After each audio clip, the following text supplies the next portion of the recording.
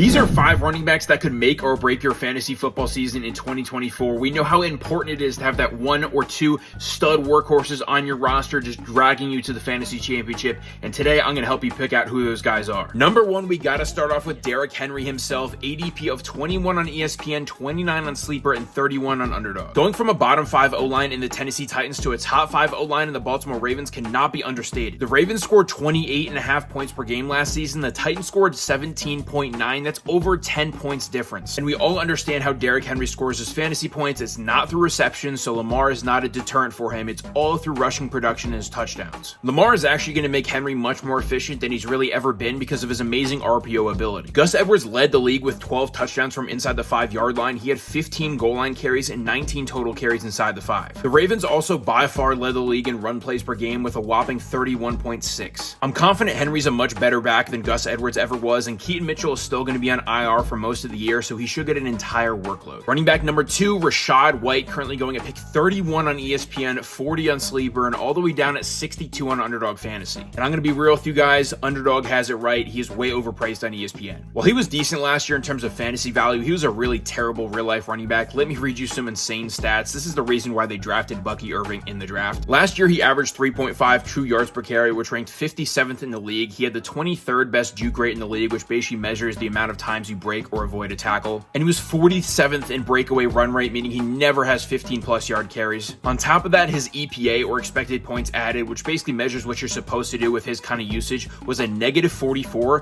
which was the RB 145. Nowadays, coaching staffs are much more available to using these types of advanced metrics, and I think they're gonna this year. That's probably a big reason why they did draft another running back. And also, Dave Canales left to be the Panthers head coach. He was a great piece in this offense last year as the offensive coordinator. I think things could really change. This reminds me of a couple seasons ago with Najee Harris when he had a lot of good workload games in the first year of his career, but we knew he shouldn't have really been a first round pick, but they still made him a first round pick just due to pure volume. And that definitely did not work out. And I think Najee's even a better back than Rachaad White. So this is just a terrible pick. The third running back on this list, James Cook, ADP 26 on ESPN, 46 on Sleeper, and 58 on Underdog Fantasy. How is that even possible? James Cook had a pretty fake good season. Basically, his yards per carry was great. He ran for a lot of yards, but that's not the full story. I'm pretty much convinced this was his peak unless he grows a lot as a receiver, and more so they use him as a receiver. This great site called Player Profiler actually ranks every block for every run that he had, and in terms of all the running backs in the NFL, his blocking was the second best. Now you compare that to his yards created per touch, which basically eliminates what the O-line does for you, and he ranked 43rd. This means he was in a near perfect situation and didn't really add anything on top of that. He kind of was just very mediocre. His breakaway run rate was 26th in the league, and his juke rate was 49th. Not great either. The reason people are overrating him is because those 2 games versus the Chiefs and the Cowboys later in the season when he had 25 and 35 fantasy points. Outside of that, he never had a single game over 20. On top of all of that, Josh Allen had 15 touchdowns on the ground last year. He's going to be the main goal line threat. On top of that, they drafted a beefy running back in Ray Davis. This dude is 5'8", but he's 220 pounds. He's very pro ready. He's 24 years old, and they know exactly how they want to use him in short yardage situations. Cook was already 22nd amongst running backs in red zone touches last year. It should probably only get worse this year. And for all those reasons, I'm out. Fourth is a guy who really helped me out last year in my zero RB builds. It's David Montgomery. His ADP is 63 on ESPN, 66 on Sleeper, and all the way down at 76 on Underdog. Honestly, by all his advanced metrics from last year, he was quite average, just in a very good situation similar to Cook. But the near 40 pick difference from 26 to 63 on ESPN is kind of insane. He averaged 14 points per game last year and had the 5th most running back red zone touches. I think that's going to be something similar again. Now, just like any year, the coaches want to hype up the better running back in the offense. They're saying that Gibbs is going to get a little bit more workload. I don't really buy it. He was already 7th in running back targets. Maybe that goes up a little bit. David Montgomery is an okay pass blocker and pass catcher, but Gibbs could improve on that role. But why on earth would David Montgomery lose any of the grind and pound type of situations like the red zone or 3rd and 1? Why would they want to give Gibbs those carries when it could potentially hurt him? He's undersized, and in an offense as good as this, you want to split the backfield up into what the running backs are good at. And the best part about drafting Montgomery is he has every week starter value, but if Montgomery does happen to get the starter role, if Gibbs goes down, then he's a top 5 running back week in, week out. We know he'd get all the rushing work, but on top of that, in Chicago, we've seen him have some success in the passing game. He could see like 4 to 5 catches a game. So if you're doing a zero RB build on Underdog at pick 76, I'm more than happy to take him. And if you're not drafting an Underdog already, I don't know what the hell you're doing. They have a $15 million prize pool called Best Ball Mania, 1.5 mil to first place. I've already drafted 31 teams in that contest. I'm going for the win. So if you think you're good at fantasy football and you want to try this out, you get $250 when you join with code DNR. So hop on, join it, and I'll see you there. Finally, we get to our